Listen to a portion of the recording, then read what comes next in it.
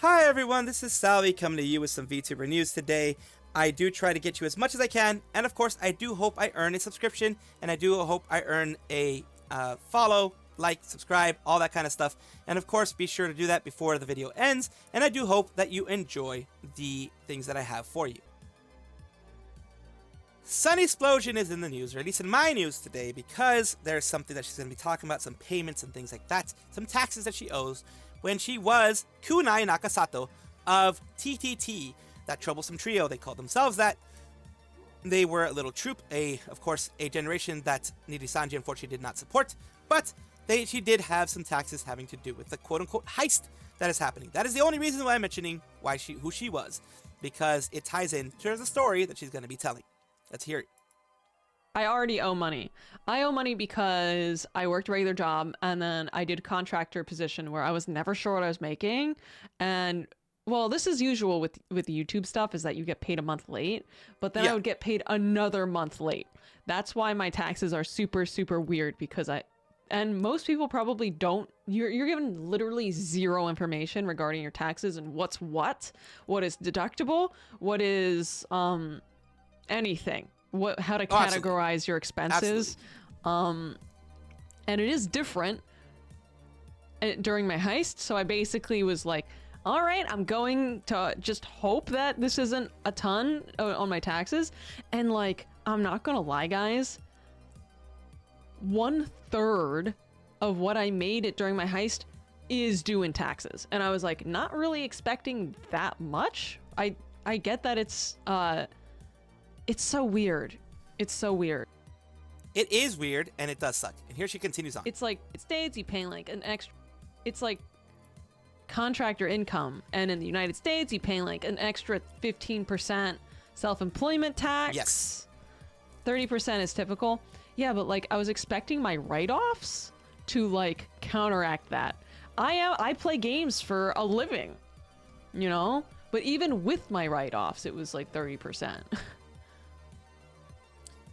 The unfortunate side, as I know, as someone who has done contract work, 1099 work, 1099 miscellaneous, when it comes to that, you do have a minimum tax that you have to pay. Because if you remember W-2s, for people who are working, W-2s, they have the taxes taken out already. Usually, if you do it correctly, it's enough. The usual things are, especially here in the US, it's disability, it is Social Security. Those types of things are usually taken out of your paycheck, and that's what you get at the end of the day. When you are a 1099, those don't get paid out by the person who's hiring you. Those have to get paid out by you. If you don't do it on a schedule, where let's say every 3 months, every quarter, you give that to the government, they will ask for it at the end of the day. A lot of that is untax writable. Basically, in a sense, what I mean by that, I use a bad word, I use a word that I don't even think it's a word. You cannot write that off. There is no way to deduct that away from your taxes, because that is the minimum tax you have to pay. That is with all the write-offs, all the other stuff, everything being 100%. That is the bare minimum you have to pay. For example, there was a point in time when I made $4,000, around that much. I had to pay a bare minimum tax for that much, about $800 to $1,000. So that was the bare minimum. No matter what I deducted, that would be taken away. And that is what happened to Kunai/Sunnysplosion. She did have to pay that much away from it, because that's how the tax man works. They want that money to begin with. Usually it's a company that will do that and take that from you when it comes to deduct that. It comes to your W-2, but when you're 1099, like she was, if she's in the US, or whatever form they used in the country that she's in, that would make it so you don't have that minimum tax and you are responsible for it 100%. Today, we are talking about the talent who was terminated, which was a Squirmimi, who now is Hobo Barbie, and of course with Olila Lulu, etc.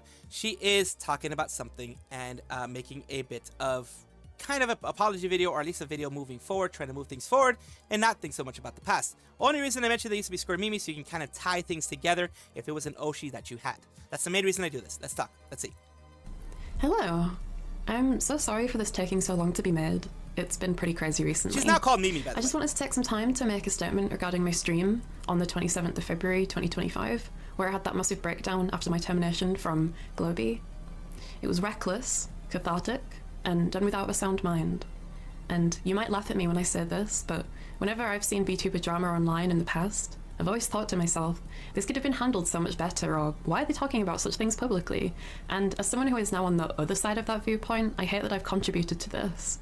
It was a stupid, emotionally charged stream, and was made during a moment of huge chaos. I even had friends trying to reach out to help me at the time, but I was so incredibly scared to talk to them about the dark things I was going through in my mind. But I felt safe on my stream, where I am most of the time anyway. I don't intend to make any excuses for my words, and I'm so deeply disappointed in myself when I should absolutely know better from my years as a streamer, lurker, professional worker in lots of different jobs, and just as a fully grown adult. It was only in January that I was supposed to be learning from my mistakes after being unprofessional on a different live stream, and I'm disappointed in myself because it's happened all over again. It's almost like I haven't learned anything. I don't think that I can say or do whatever I want, as much as I come across that way in my tweets and content, and a lot of the things I said on this breakdown stream really weren't okay for me to say and should have been handled privately. I'm deeply sorry for disappointing, hurting, and offending anyone who my words were not directed towards, whether that's the talents of Brave Group that I have always loved and encouraged, even now as an indie, Brave Group managers outside of Globy that I've not even met or know personally, that have been caught in the crossfire of my words, and to both my community and the viewers of Brave Group talents for all the stress and confusion caused by my stream. After feedback from friends and reflecting a lot since that stream, I'm going to keep these conversations behind the scenes with trusted friends, contacts, and legal advisors as the situation develops. I also won't be mentioning Brave Group or Globy by name on my streams going forward, as I want to keep my streams a fun and enjoyable place for my viewers, as it should be. So therefore, words related to the company will also be banned. So that's good. Lastly, I'm going to keep my Twitter DMs open in case anyone has any questions about the things I said and statements I made in that stream, since I can't exactly cover everything in this video. I owe it to all of you who've become my wonderful community of slugs and friends to do better, not only because you inspire me to get out of bed every day and strive to become a better person in general, but you seriously all saved my life on that day. So that is good. It's very good that she is making this apology. She didn't have to, but it is a good move forward, because what this does is it helps set all of that behind her, and she took full responsibility of this. I can absolutely understand how she felt, though. As someone who was stabbed in the back by a friend, or someone I thought was a friend, a VTuber who I thought was a friend, who was trying to end my career by doing what they did and stabbing me in the back, I can understand the immediate emotional reaction of a situation like that, a situation that makes you very emotional. Your immediate reaction is to go to your safe spot, which is your community, and talk to them and let them know what's going on. And, just let it out, have it be some catharsis and things like that. That is something that is, definitely can be very cathartic, but it is, as I have learned myself, it is not the best way to do things. It is not your community's responsibility to help you mentally, emotionally, etc. I'm not saying this to Squirmimi, I'm saying this about myself and things like that. I've learned that the hard way, and I think she has learned that a bit too. Although the community does help us a lot in any kind of way we feel about each other, it does help us a lot. It is not, sometimes it's not the right place or the right time to say those things. But I am glad that she is moving forward, that for herself and for her happiness, she is moving forward as well. Dokibird seems to have the best of luck in some cases. In other cases, it's just kind of a funny bit of luck there. Today, or at least recently, she posted on April 16th, she posted recently, that what timing to get this in the mail today. Life is silly. Life definitely is silly. She got it, looks like in a DHL box, which means it was probably directly from China, as a lot of these things are, whether you buy it from Good Small Company or whatever, you're getting it from China, and then it gets shipped to them, and then to you. So, that is hilarious to see that she got that after the announcement. It's great to see that she did get something like this, that she did buy some Gura stuff, when it was available, of course. It says, my Ame-same arrived today too. The Amelia Watson, and of course, Same Desu, which is Gura. It is a sad day. This is a sad one. It's kind of funny that it happened, though. But it is kind of an interesting little way the world memes on you sometimes. Just doing that in a little bit of a lighter note for you guys. Namie, who used to be in HoloLive, if you want to figure out who they are, it's pretty easy to figure that out. But I will respect their wishes in that they are Namie right now. That's why I didn't mention who they were. They have Sieran and Alet, or Alet, I think it's Alet, who are two OCs, two just random OCs. And here, Nimi Nightmare, which was another person that is no longer in HoloLive, that was in HoloLive before, again, respecting their wishes to be known as who they are. Namie OCs, they're beautiful. Hurrah! My babies are Nimi approved. It says, about damn time. And it says, they are so beautiful, want to see more of them. My brain is thinking what their story would be. She has a story, and she's holding back. So yeah, she has... People heal. She has some wonderful things. People heal. Namie is healing from her back injury that she had, and that's what got her away from HoloLive. Nimi Nightmare is doing her own thing. She is going her own way. She is doing what she needs to do, what she wants to do, in order to make sure that she is being herself and doing the best she can, of course. That is something that I wish for everybody, whether they're in an agency or not. And I do hope that you guys can support Namie or Nimi, or probably already are supporting Namie or Nimi wherever you are.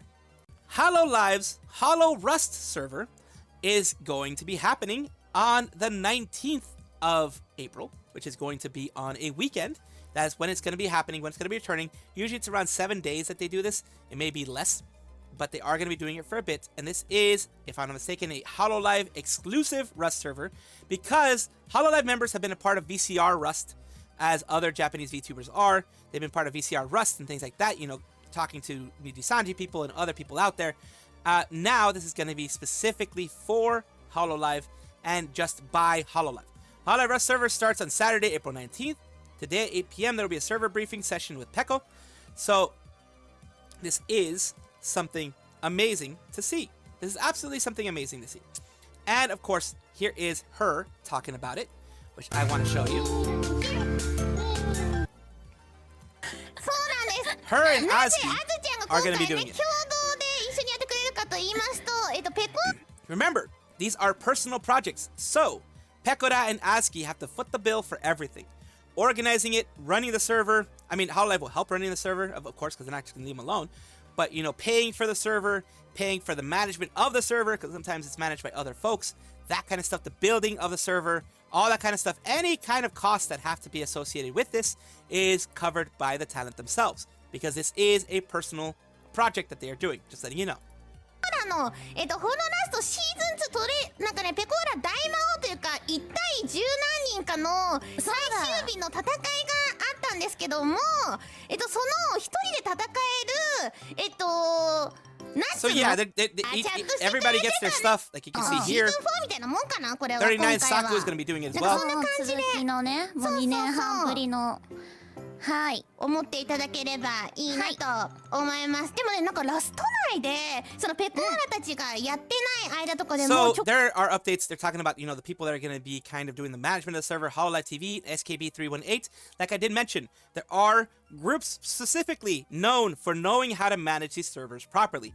There are ones that run these servers all the time and that manage them properly. Just like when HoloLive did their Holo GTA server, their specific roleplay server, their RP server, they also had that managed by another agency, an agency known for managing these things. And that is where the personal costs happen. HoloLive facilitates it, but any costs that are brought by Saku usually have to be paid by the talent themselves. And of course, HoloLive will foot the bill with 0% interest if it so comes to that point. So they continue on with, you know, the times that it's going to be, and, you know, the rules that are happening. It's all in Japanese. I'm sorry, I can't really, you know, explain all these rules. Someone who can master it, you could gamble and sell, you could really do anything. Oh yeah, they're going to have a casino, as always. They're always going to have a casino there. They are going to have... Security's a little bad, firing, bombing, robberies a little scary, but these letters are lined up, so it seems like they're fine. So yeah, you can do anything. It's pretty much a PvP server. It's very much a PvP server. So I think first it starts PvE, and then they have a moment of PvP starting on the 2nd to the 4th.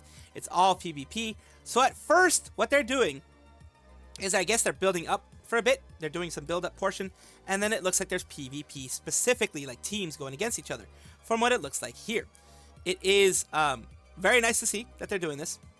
So all these things are all planned out there, from what it looks like. And I am very happy to see that they are continuing to do wonderful projects like this, because these types of projects do very well in the community. They do amazingly well in the community. Let's see if is all, of course, the timestamps for everything. Thank you, Pekora, for taking the lead at HoloLive projects like these. Looking forward to another fun HoloRust series. People have a lot of fun. It's always chaos. People blowing each other up, building bases and destroying them, stealing from each other, that kind of stuff. It's always fun. But I think at the 19th, what they're just going to be doing is they're going to be doing raids. They're going to be doing all, the fun stuff of, like the raids either down in the sewers or down over there on the oil platforms, things like that. They're going to be doing all those types of raids first, and then it's going to be PvP afterwards, so everyone can have fun. Welcome back, everybody, to the Vtuber Showcase, the place where I like to showcase up-and-coming VTubers of various sizes, shapes, forms, types, everything in between. Why do I do that? Because I want it to be a positive place where I show you guys a little bit of good things in the VTuber industry, at the very least, some good VTubers that you might want to watch at some point. And I do this for that reason mainly. I want it to be a positive thing in here, and there are way too many negative things. So let's talk about today Shmah Hatred. That's an interesting name. Leader of Rumham. Let's take a look here. Join for the chaos. Stay cause of the fun. Runham guild leader. Runham at Gmail, etc., etc. Let's take a look at something that they've been doing here. Let's take a look. They've been doing Smite, which is one of their things here. Apparently she's rolling. I don't know what's going on.